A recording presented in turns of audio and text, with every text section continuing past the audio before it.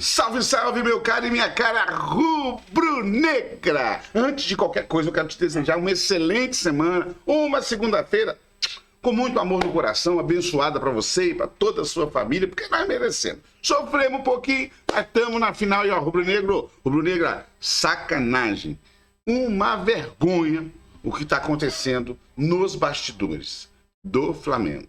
Vou trazer para você aqui agora, não com o Flamengo, tá? Estão impondo ao Flamengo. Corinthians fazendo uma baita patifaria, ou tentando fazer uma baita patifaria contra o Flamengo em relação ao Hugo Souza, sem falar na roubalheira de ontem, na pilantragem de ontem do senhor Daronco. E tem muito mais. A imprensa esculachou o Daronco. Eu vou trazer para você a partir de agora. Então, rubro-negra, você que tem em comum comigo essa paixão pelo Mengão queridão aqui, ó, segura aqui na minha mão, não solta mais não, meu camarada. Fica no vídeo até o final, porque tem muita notícia, muita informação pra gente começar a semana feliz, né? Daqui a pouco você vai pro trabalho, vamos ficar felizes, estamos felizes porque classificamos. Agora eu quero saber uma perguntinha rápida, me responde, por favor. Na minha opinião, vou dar a minha opinião, depois quero a sua. Acho eu que o Daronco prejudicou em muito o Flamengo, não no lance do Bruno Henrique. O lance do Bruno Henrique, tudo bem, o Bruno Henrique deu mole, tinha que ser expulso, na minha avaliação. Agora, pênalti que não deu pro Flamengo, a bola que bateu na mão. Lance de expulsão do Gustavo Henrique, quando empurrou o Arrascaeta ia em direção ao gol. E o impedimento muito do esquisito. Dito isso, acho sim que o Daronco atrapalhou e muito o Flamengo. E você? Eu preciso da sua opinião. Quero saber se eu estou certo ou estou errado. Então dá a sua opinião. E vem comigo para as notícias, porque tem muita notícia boa do Flamengo, muita informação bacana. Simbora. Empatou em 0-0, segurou mesmo com o jogador a menos desde o primeiro tempo e avançou. O Flamengo assim vai fazer a decisão da Copa do Brasil contra o Atlético Mineiro. Estamos aqui com o Alex, com o Carlos Eduardo Mansur e com vocês aí de casa, certo? Por meio da hashtag Troca de Passes, vocês podem participar com a gente do programa. Na medida do possível, vamos conversando com vocês aí de casa. Vocês estão vendo imagens aqui da Neoquímica Arena. Nesse momento, 19 graus por aqui, tá friozinho, uma leve garoa, não é aquela garoa que chega a incomodar. E aqui tivemos um jogo decisivo, com tensão, onde o resultado poderia ter sido alterado até o minuto final, mas o Flamengo conseguiu segurar com unhas e dentes aí a classificação à próxima fase. Alex, boa noite. O Flamengo, me parece com bastante mérito, conseguiu a vaga na decisão da Copa do Brasil, fez um primeiro jogo melhor que o do Corinthians, e hoje, apesar do Corinthians ter um jogador a mais aqui durante bom tempo do jogo, acho que suportou fisicamente melhor o jogo. Acho que o Corinthians, na segunda etapa, me parece ter sentido o peso da sequência de jogos e não conseguiu ter força para conseguir pelo menos um gol e levar as penalidades. Queria ouvi-lo, Alex, boa noite. Boa noite, Felipe, Mansur, todo mundo que está em casa, o torcedor corintiano que está aqui e não feliz com a não passagem e até com o jogo, né? Na verdade, eu não vejo nem como a parte física. Eu acho que o Corinthians não teve aquele dia de inspiração, principalmente nos seus melhores jogadores, né? Assim, o Garro, acho que não fez uma boa partida. Com a mais, não conseguiu se encontrar para construir algumas coisas, ter criatividade, finalizar mais vezes, até de fora da área, com um dia meio chuvoso. E o Flamengo, no seu propósito, ele defendeu super bem, né? Mas defendeu super bem e o Corinthians exigiu pouco, né? Acabou o Yuri tendo alguns bons movimentos, tentou se misturar, de repente, alguns jogadores, fazer alguns movimentos, mas mesmo assim acabou sendo pouco, né? Foi passando o tempo, a gente estranhou um pouco a própria escalação, mas a gente não tem o domínio do dia a dia e o que ele tá pensando, né? Mas o fato é que realmente acabou não funcionando e o Corinthians teve volume, aquela coisa toda de ir atrás. Acho que fisicamente teve aquela questão parecida, mas um jogo consciente. Depois da expulsão do Flamengo, um jogo consciente, com o sistema defensivo muito bom. E o Gerson fazendo um grande jogo, né? Assim, de novo, puxando, chamando responsabilidade, fisicamente realmente sobrando. E acaba passando o Flamengo por mérito, porque passa quem realmente faz mais gol com o adversário. Nos dois jogos de jogar com um jogador a menos, fora de casa, num time que está em evolução, desde os 28 do primeiro tempo, então não dá para tirar o mérito do Flamengo, não. Carlos Eduardo Mansur. Boa noite, Mansur. Um clima espetacular aqui na Neoquímica Arena, né? 45 mil pessoas, algo em torno disso, para ver esse empate em 0-0. Acho até que o jogo deixou um pouco a desejar na questão técnica, né? Na qualidade. Não foram lá grandes oportunidades ao longo dos 90 e poucos minutos que tivemos de futebol por aqui.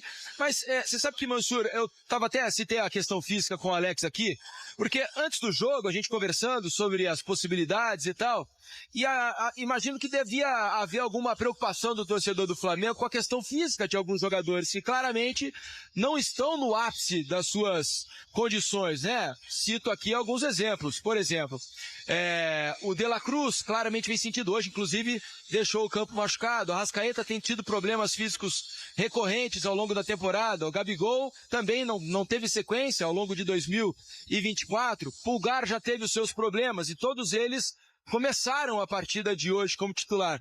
Mas ao final das contas, com o passar do tempo, com o segundo tempo chegando, e talvez o placar também pesando contra os jogadores do Corinthians, eu senti um Corinthians, apesar de tentar sempre, mas o Corinthians sem força para reagir na etapa final do jogo. O que te pareceu? Eu imaginava até um segundo tempo talvez um pouco diferente, com o Flamengo sentindo mais. Mas na prática não vi assim. Queria te ouvir, Mansur. Boa noite. Boa noite, Felipe. Boa noite, Alex. Todo mundo que assiste o Troca. Eu acho que tem duas questões envolvidas aí. Primeiro, eu acho que nem sempre uma expulsão, ela dá ao jogo a cara que a gente imagina que ela vai dar, né? Era muito fácil prever, primeiro, que o Corinthians fosse definitivamente se apoderar do campo ofensivo e ter a possibilidade de criar uma sucessão de chances, e era muito mais possível prever ainda que do outro lado a opção, talvez a mais tradicional, a mais óbvia, fosse o Felipe Luiz optar por um velocista na frente, montar 2 linhas de 4 jogadores e tentar mexer o mínimo na estrutura. E aí ele acaba obrigando o Corinthians, que para mim tinha se preparado para um tipo de jogo, ser obrigado a praticar um outro jogo totalmente diferente. A minha impressão do início do jogo era de um Corinthians que tinha vindo imaginando o Flamengo com a sua linha um pouco adiantada e tentando quase sempre rapidamente acionar jogadores às costas dessa linha, muito rapidamente, com lançamento longo, com jogadas às costas dessa linha. E vinha conseguindo alguns desequilíbrios do lado direito da defesa do Flamengo com inversões de bola. O Felipe Luiz, talvez observando isso, a partir da expulsão, ele preenche a linha defensiva com mais um homem, com a entrada do Fabrício Bruno, passa a ter 5 homens, alarga a linha defensiva e deixa a área do Flamengo muito bem defendida para esses cruzamentos e preenche a frente da área com 3 homens, com o Pulgar, com o Gerson e com o De La Cruz.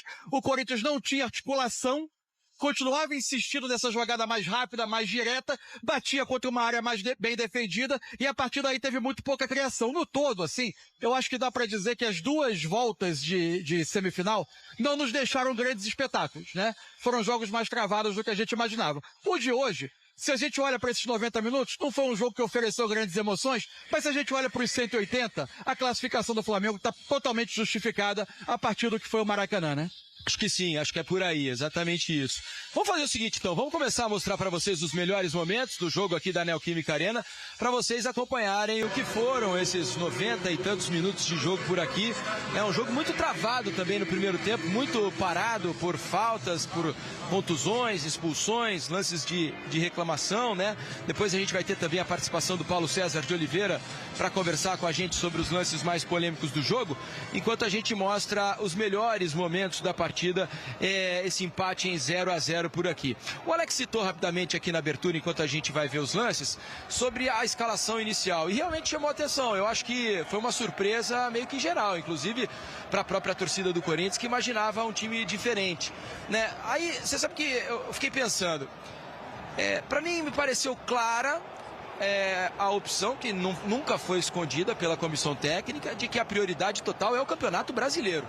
Porque, não sei se vocês vão concordar, os amigos de casa, me parece que a escalação titular... Pessoal, a desculpa que o Corinthians está dando agora é porque estavam priorizando o brasileiro. Eles não queriam avançar na Copa do Brasil.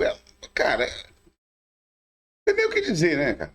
Estão falando que não, nós não ganhamos porque não queríamos, não. A gente quer... Rapaz, no Brasil vocês estão na zona de rebaixamento, rapaz. Para de show. Vamos continuar aqui vendo aqui, porque ainda vem as notícias ainda mais importantes. O titular do Corinthians é aquela que jogou contra o Atlético Paranaense. na última quinta-feira aqui na Neoquímica, na vitória pelo placar de 5-2. Porque se a gente pensar hoje, ele não escalou de cara Kaká, Bidon e Carrilho, né, que são jogadores que, na minha visão, né, se o Corinthians disputasse hoje a final do Campeonato Mundial de Clubes, os 3 jogadores iniciariam o jogo, né? Foram 4 mudanças, a ordem obrigatória, que é o Memphis, que não pode jogar. Que não estava escrito. Então é a impressão, se o Corinthians disputasse hoje a final do Mundial de Clubes, esses 3 jogadores iniciariam o jogo, né?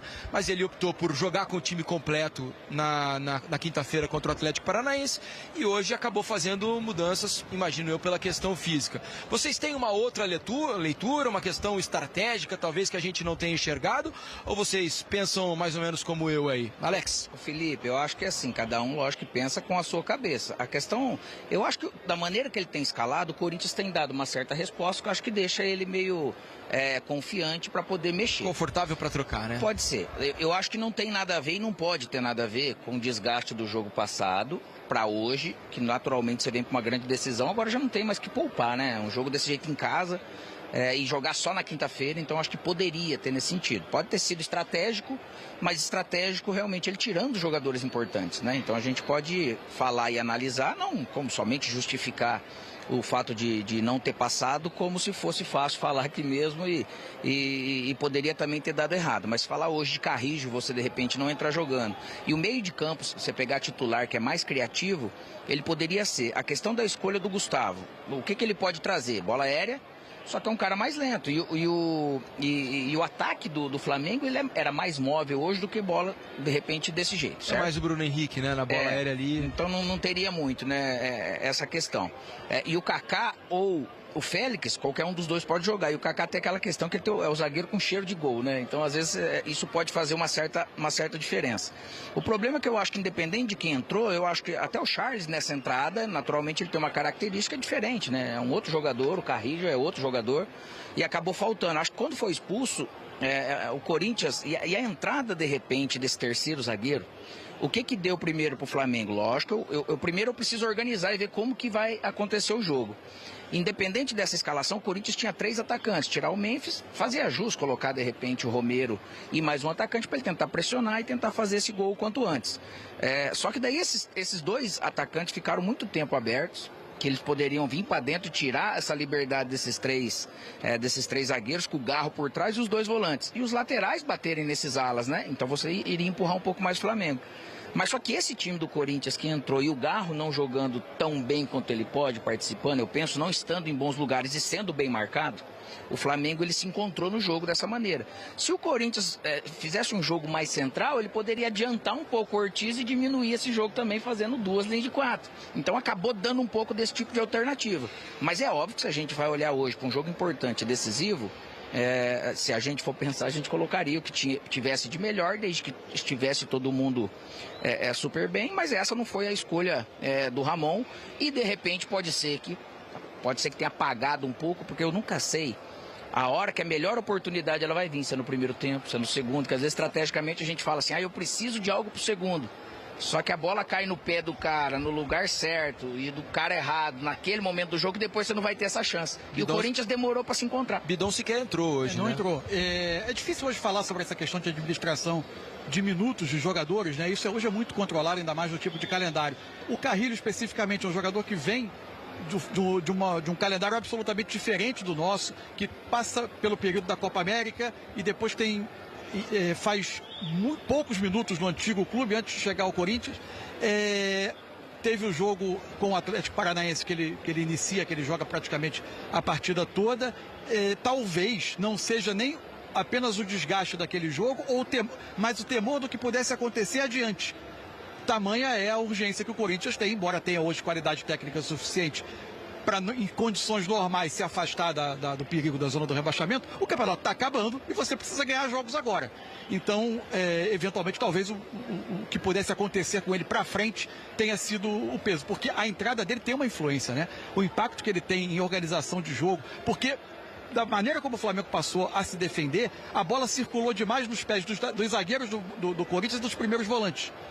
Porque quase todos os jogadores, os demais estavam encaixotados na última linha de defesa do Flamengo. a partir dali você precisava de um organizador que desse um pouco mais de direção ao jogo, de pausa, de ritmo, capacidade de organização mesmo. E ele, em tese, ele teria um pouco mais dessa capacidade no jogo de hoje. Mas a opção foi pela entrada dele no segundo tempo, no momento em que o Corinthians até ensaia ter um momento de um pouco mais de pressão, de criação, consegue achar o Yuri Alberto numa boa situação e ele tem uma finalização cruzada. E as melhores foram com ele nos movimentos dele, na verdade. Mas o Yuri acho que foi o melhor jogador em campo do Corinthians. Foi quem mais ofereceu movimentos que dessem alternativa para o Corinthians ter alguma coisa de profundidade. No mais, a forma como o Felipe Luiz montou o Flamengo defensivamente a partir da expulsão, praticamente empurrou o Corinthians para jogar quase sempre lateralmente e erguer bolas na área para uma área muito bem defendida pelo Flamengo. Até pensei na hora da expulsão, né, do Bruno Henrique, imaginei que ele talvez pudesse manter o time ali e fazer uma reorganização, mesmo sem nenhuma mudança. Mas ele logo opta por tirar o Gabigol e colocar o Fabrício Se Bruno. ele coloca o Plata, por exemplo, que foi um jogador que entrou no fim do jogo, ele teria a mesma estrutura, 2 linhas de 4, um atacante na frente. Ou mesmo sem pôr alguém, ele tentar reorganizar com aqueles que eles tinham em campo. E ao mesmo tempo ele procurou, e ele deve ter vivido isso, e muitos dos times, principalmente às vezes no Atlético de Madrid, de jogando como lateral, ele falou, opa, no momento desse aqui a gente fez algumas vezes e deu certo, e lógico que com os 3 zagueiros que ele tem, que são espetaculares, né? Tem uma questão, né, assim, evidente. A vantagem, né? Acho que a vantagem que ele é preponderante para a troca, né? Claro. Porque imagino que se o jogo tivesse 0-0, não aqui, né? Tô dizendo no confronto. Não, no confronto geral, talvez a mudança não tivesse acontecido daquela maneira, com a entrada de mais um zagueiro, né? Claro, e a narrativa quase sempre ela indica a história contada pelo lado vencedor, né? Sim. É evidente que defensivamente funcionou muito bem e por um bom período do primeiro tempo o Corinthians teve mais dificuldade de estabelecer uma sequência de ataques, de pressionar o Flamengo, do que no 11 contra 11, quando em uma outra vez ele insinuou ali ter 2 ataques em sequência com um pouco mais de perigo. É difícil a gente falar com a cabeça do Felipe Luiz, mas outra coisa que pode ter pesado é não querer perder a presença do quarto meio-campista. Porque por mais que ele tivesse hoje, se a gente fosse olhar o desenho do papel, ele partia com Pulgar e De La Cruz como os volantes, Gerson numa ponta, Arrascaeta por dentro, o Gerson vinha para ser o quarto meio-campista. Era onde eventualmente o Flamengo conseguia estabelecer alguma vantagem contra 3 meio-campistas do Corinthians. O Arrascaeta virando o falso atacante desse sistema do Flamengo, que na verdade eram 5, 3 zagueiros e 2 alas. 3 volantes na frente. E o Arrascaeta, 5-3-1, o Arrascaeta, quando o Flamengo tinha a bola, saía da linha ofensiva e vinha ao meio para ser um quarto jogador de meio campo, para tentar reter um pouco mais a bola. Deu tudo certo, tudo como ele queria. Evidentemente, ele assumia algumas questões, algumas fragilidades. O Flamengo perdia, por exemplo, uma capacidade de infiltração, de velocidade mesmo, de alternativa de velocidade. Ficou sem escape, né? Todo o escape era... Os homens tanto que ele troca o Ayrton Lucas no intervalo. Toda a possibilidade de infiltração, de profundidade do Flamengo passava a ser dos laterais, do Wesley e do Ayrton. Só que como por vezes eles estavam defendendo um pouco mais baixo, e naturalmente iam demorar um pouquinho mais a chegar à frente. E no segundo tempo, em dado momento, ele perde um pouco de retenção de bola, mas teve sempre muito bem defendida a área. Em relação a isso, e no jogo do Corinthians, o Corinthians não mereceu nem fazer gol. Não mereceu e não mereceu mesmo. O Flamengo teve um jogador expulso, o Bruno Henrique, daqui a pouco a gente mostra tudo.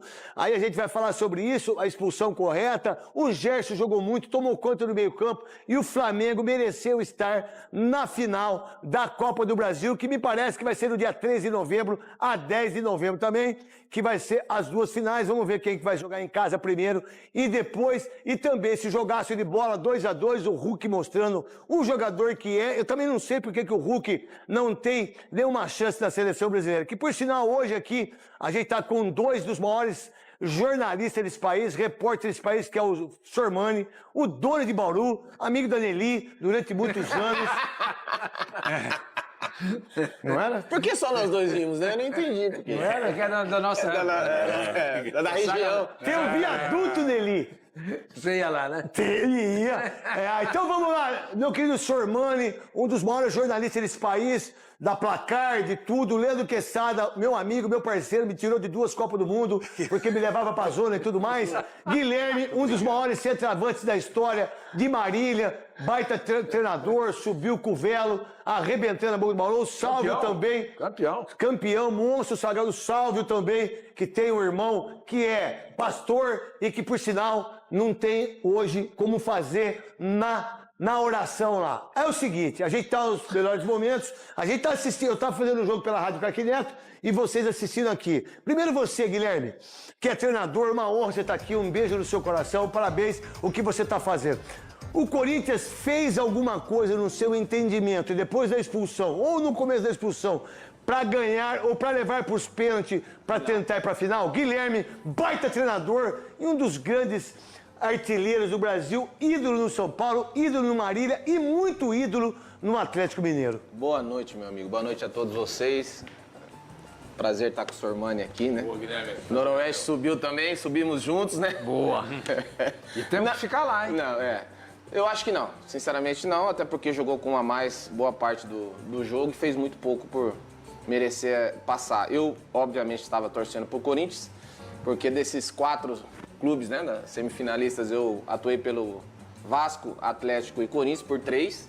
E eu gostaria realmente que o Corinthians chegasse na final contra o Atlético Mineiro, mas infelizmente não fez por merecer, não. Vamos lá, do que você viu, do que treinador que você é e daquilo que você gosta do tipo de jogo, dos seus times que eu assisto, o que você acha que faltou pro Corinthians, principalmente na expulsão do Bruno Henrique, que eu precisava ter, mas não esperou muito tempo para tomar atitude em relação a isso? Qual que é a sua visão, Guilherme? Neto, isso vai muito de filosofia de jogo, né? Lógico. Cada treinador tem a sua. Eu não gosto, nunca gostei de ser reativo, mas vou ter que ser um pouco mais no Paulistão, porque eu não vou ser protagonista e não vou ter a condição de ter o jogo técnico na minha mão. Não tem jeito. Você não tem peça para isso. Não tenho peça para isso. Lógico.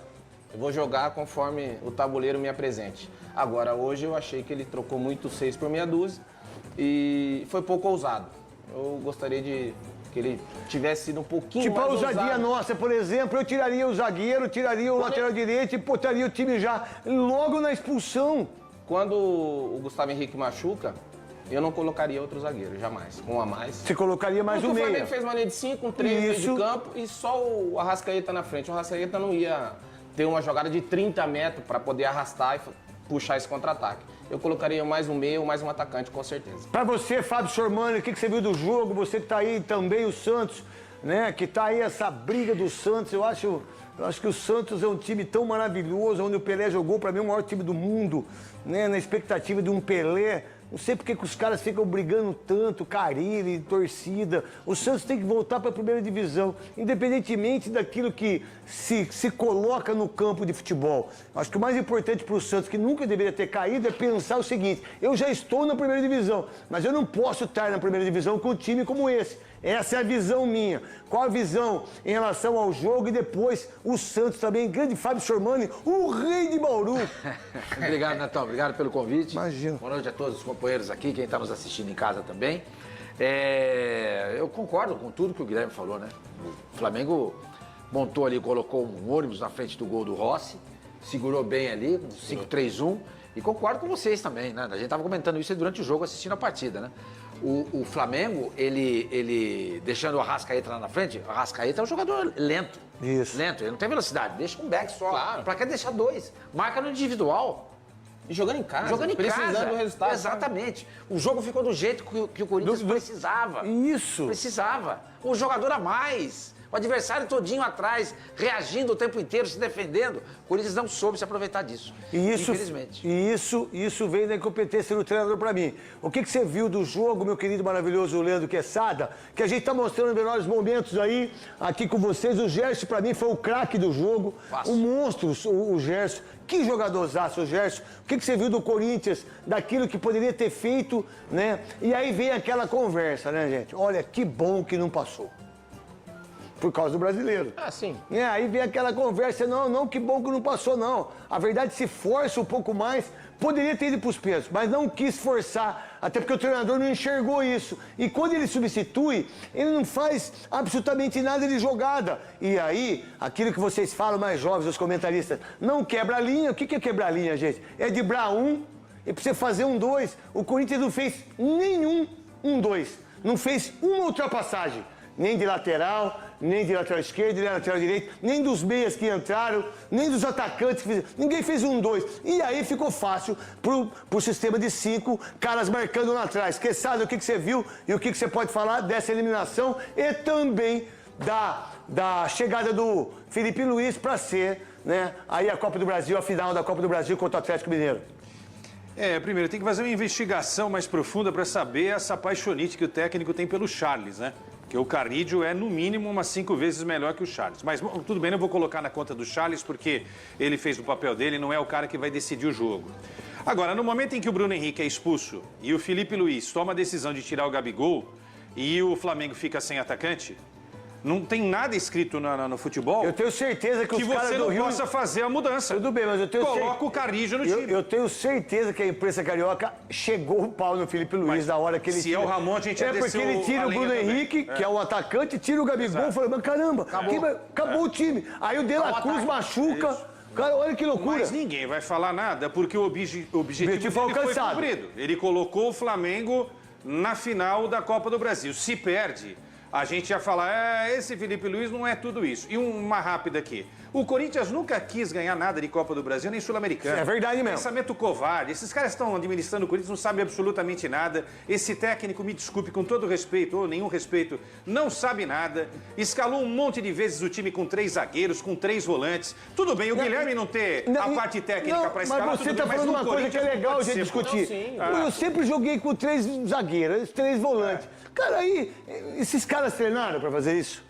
Essa é a minha visão de treinador, às vezes que tem umas visões assim, mas também não tem que tirar os méritos do Flamengo em relação a isso. Essa linha de 5 do Felipe hoje foi muito escola Simeone, né? Não é? Ele jogou a vida inteira no Atlético de Madrid com a linha de 5. Onde ele sempre se precisou defender. No Atlético de Madrid, o Simeone sempre fez a linha de 5. 5, aí você faz... na cabeça dele na hora. Pô, só pegar, e aí o Corinthians toda hora aqui, só teve essa jogada aí do linha de fundo, aonde o Thales Magno cruza a bola e o Yuri Alberto perde o gol. Porque essa bola é pro centroavante fazer o gol. Sálvio, além do Daronco ter segurado o jogo do jeito que ele é acostumado a segurar, o cara joga uma latinha, ele acha que é a Coca-Cola. O cara joga uma carteira, ele já acha que é o Banco Santander, que é o que eu tenho conta. Por isso que eu tô falando do Santander e do Bradesco. Muito bem, fã de esportes, de volta com o nosso Linha de Passe, já com as imagens da classificação do Flamengo. Poderia ter vencido o jogo, mas esse gol aí foi anulado. A gente vai falar de arbitragem também, claro, não podia faltar esse tema. Mas o Flamengo passou, chega a mais uma decisão de Copa do Brasil, vai enfrentar o Atlético Mineiro e fica viva a esperança aí para o Flamengo, André Kfouri, de não passar o ano em branco, né? Depois de tantas frustrações, continua a esperança de abocanhar pelo menos um título aí, porque o ano passado não conseguiu nenhum, André. Tudo bem? Tem razão. Tudo bem, William? Tudo bem, Fernando? Tudo bem, professor Celso Unzelt? Uma ótima noite, né? Já é noite. Já é noite, após as 6 da noite. Aos nossos amigos e amigas, o Flamengo se classificou com total justiça, com seus méritos indiscutivelmente, assim, claros, principalmente a partir do momento em que perdeu um jogador com a expulsão correta do Bruno Henrique, antes da meia hora de jogo.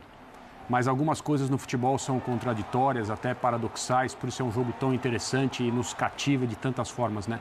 O que foi que manteve o Flamengo hoje, digamos, acho que sem exagero, no controle do jogo mesmo com um homem a menos? No sentido de fazer o jogo que lhe interessava, não sofrer tanto, não ceder tanto espaço e, consequentemente, tantas oportunidades ao Corinthians. Além dos defeitos do Corinthians, que nós vamos falar daqui a pouco, que também ficaram claros hoje, mas o que foi que manteve o Flamengo na rota da classificação?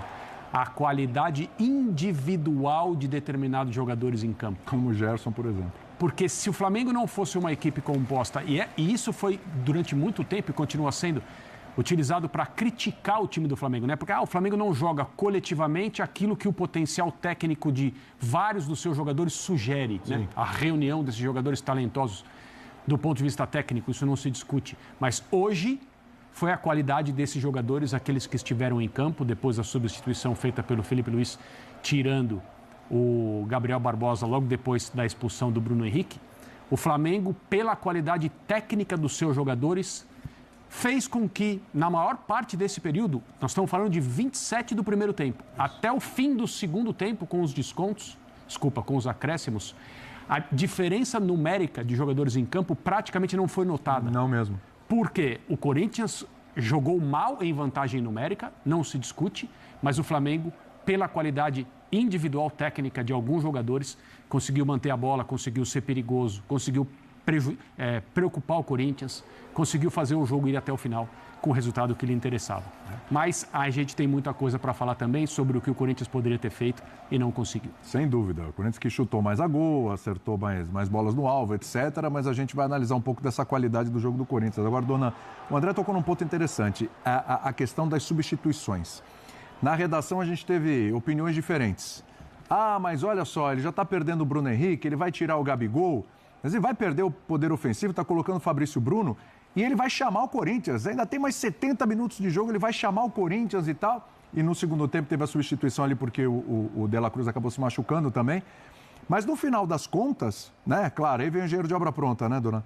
Mas me parece que as substituições foram corretíssimas. O Flamengo teve sim o controle do jogo. Aquilo que se propôs a fazer, fez com muita eficiência. Boa noite, William. Boa noite, professor. André, Felipe Esporte. Deu muito certo na estratégia do Felipe Luiz. Ele foi muito ágil na estratégia, tirando o Gabigol. Muito rápido, já botou uma linha de 3, né? Os laterais fechando e se defendendo com uma linha de 5. E dessa forma, o Flamengo conseguiu controlar em vários momentos o território, não correu riscos. Inclusive na reta final ali de segundo tempo, né? Quando o Ramon fez algumas modificações que tiraram um pouco da estrutura da equipe, o Corinthians perdeu até o controle ali da posse de bola, o Flamengo passou a ter jogadas de perigo no